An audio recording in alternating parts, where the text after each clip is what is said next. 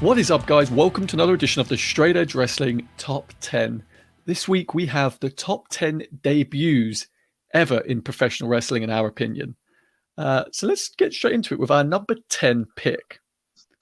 At number 10 on our list, we have Goldberg making his WWE debut in March of 2013.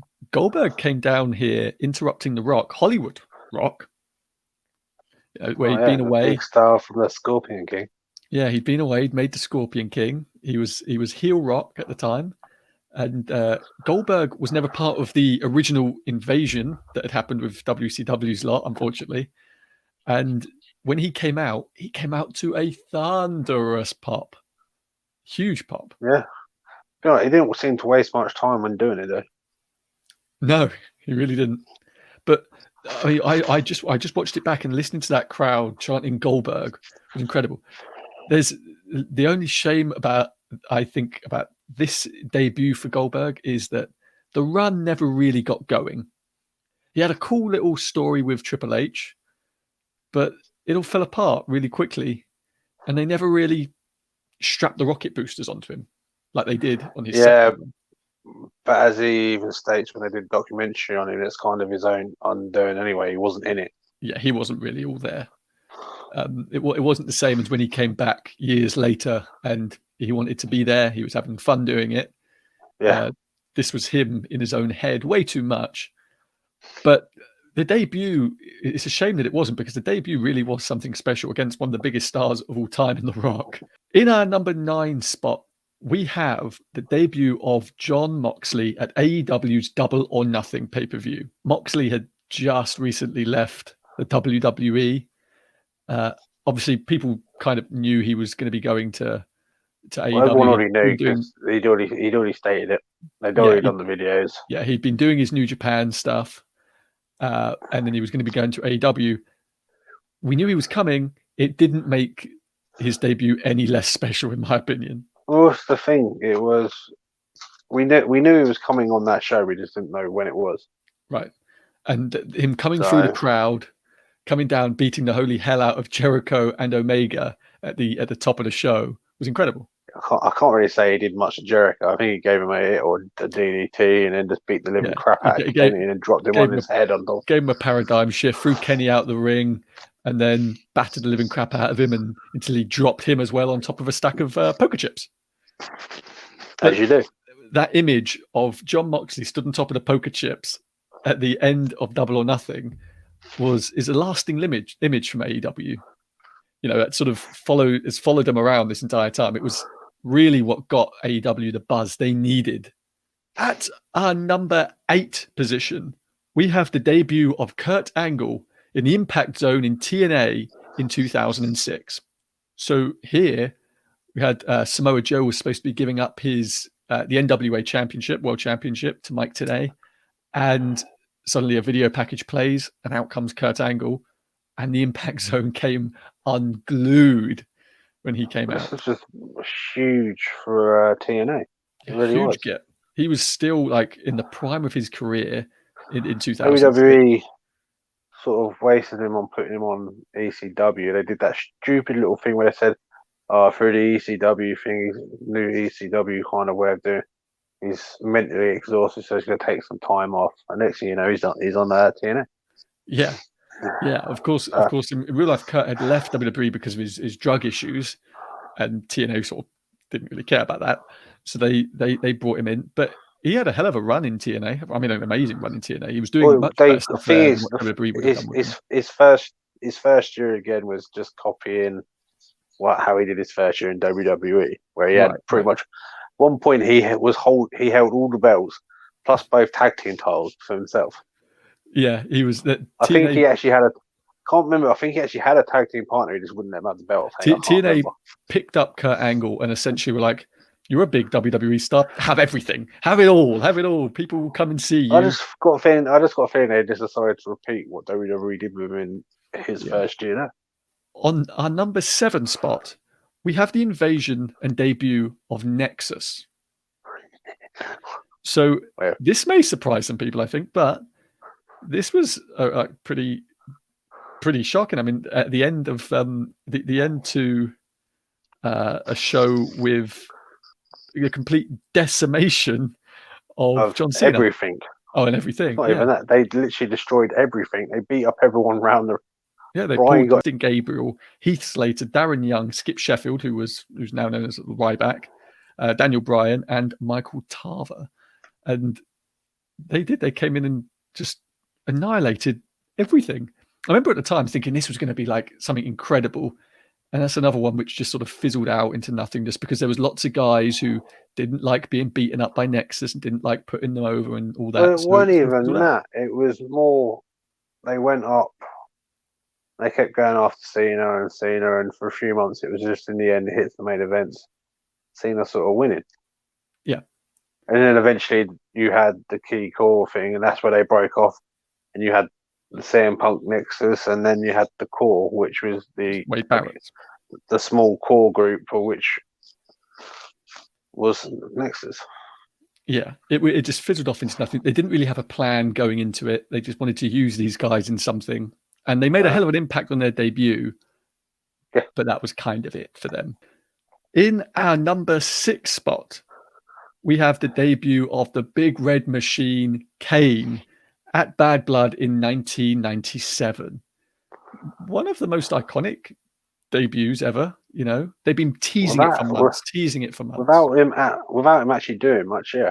He didn't have to do anything, you know. It was Shawn Michaels versus Undertaker in the first ever Hell in a Cell match, and Kane was being teased for months by Paul Bearer as being the Undertaker's long lost brother, and he comes down, tears the door down, kicks living crap out of Undertaker, and leaves. Well, Tombstone's Undertaker leaves, and Shawn Michaels picks up the win. It was effective. You know, it's got the most iconic calls ever from JR. Well, it's also effective because Kane back then, for the size of him, he was just a presence.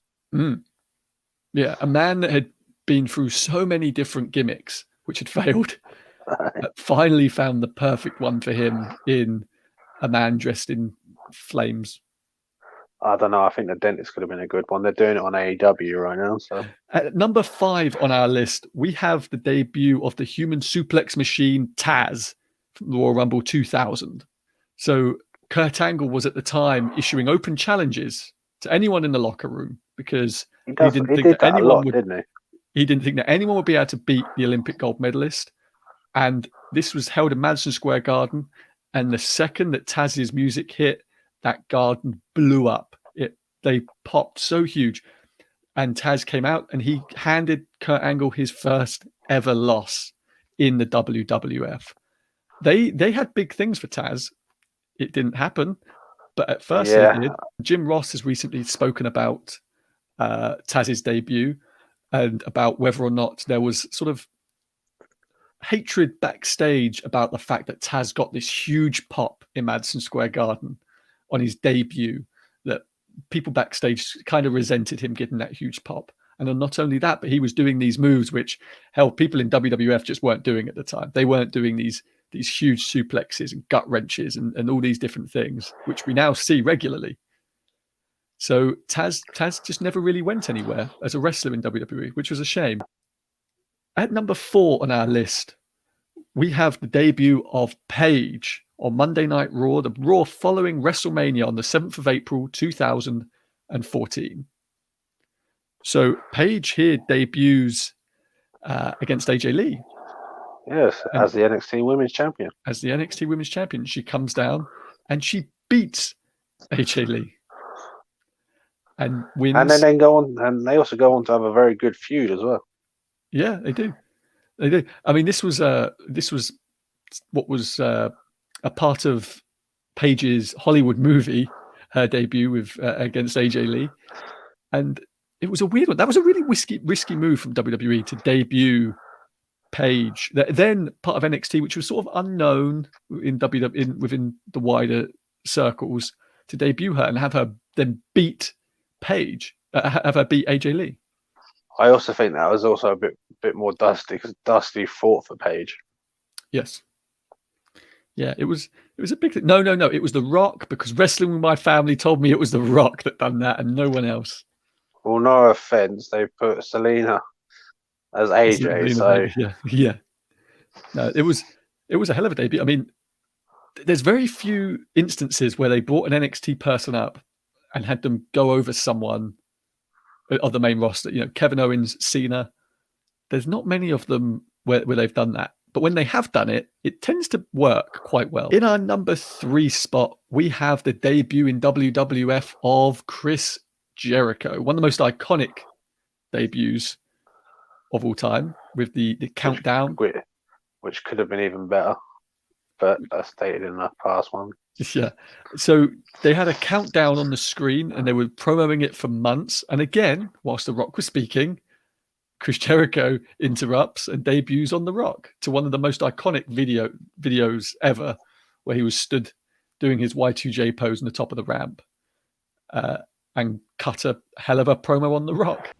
It was a rocky road after his debut. You know, he had some good moments and bad moments.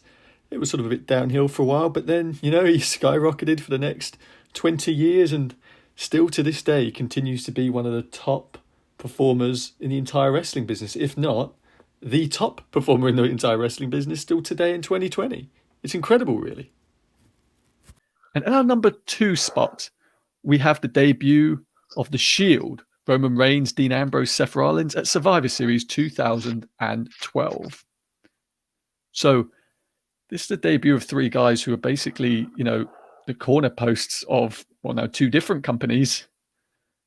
And 8 years ago, how they debuted as just 3 dudes in turtlenecks who tore some stuff up.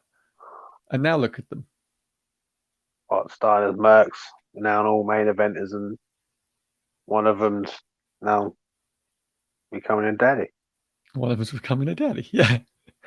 They debuted strong and they stayed strong for a long time. This was the first time in a long time WWE brought in a team or anyone really and kept them strong. You know, they had the Shield run through everyone. They ran through the Undertaker, Cena, everyone. It's also the good thing about this is they also had the balls to turn around and go, because originally they wanted them to lose at WrestleMania, and they were like that. Well, what's the point? We're going to lose all our momentum. And so Vince McMahon changed his mind on it. Yeah. Yeah. That's also mainly because he loves Dean Ambrose, and Dean Ambrose just could have done whatever the hell he wanted. Yeah. It was a refreshing thing for WWE to do at the time, because they weren't doing much of this. Everything was very safe with WWE at the time. And to bring the Shield in and let them essentially rampage through all of their top stars, especially, I mean, Vince doesn't even do that now. They don't let young guys beat anyone now, let alone going through the Undertaker, Kane, you know, Triple H, John Cena. They rampage through a lot. And I mean, it'd be hard to find anyone that doesn't say that's why they're where they are now. Without the Shield, those 3 don't come in as single stars and do anything remarkable, I wouldn't say. And in our number 1 spot, we have probably the most iconic debut of all time. That will be the debut of Scott Hall in WCW Nitro on May 27th, 1996, where Scott Hall interrupted a match whilst it was still going on, just took a microphone, walked into the ring, the match stopped, and he just cut a promo opening with the line, "You know who I am, you don't know why I'm here." One of the most iconic lines ever in wrestling. And that was it. That was the catalyst. Just happened to be the most underrated wrestler that was out of the 3 duo as well. Yeah, just that was the catalyst to all of the Monday Night War, to everything that followed over the next 4 years, all from Scott Hall essentially walking through the crowd as Razor Ramon, but not saying it, and cutting that promo. And then, later on, Kevin Nash joins and the Outsiders join. They dominate the WCW roster. This series of 3 debuts, really, of Scott Hall kicking it off with the iconic walking through the crowd, being joined by Kevin Nash, ending with Hogan joining in the formation of NWO, together reinvents the entire wrestling business. But anyway, that's it. Those are our top 10 debuts in wrestling history. Let us know if you agree, disagree, who you would put in your top 10. Like and subscribe to this video. Head on over to Twitter and follow us there at SEW_podcast. and we will see you next time for another video.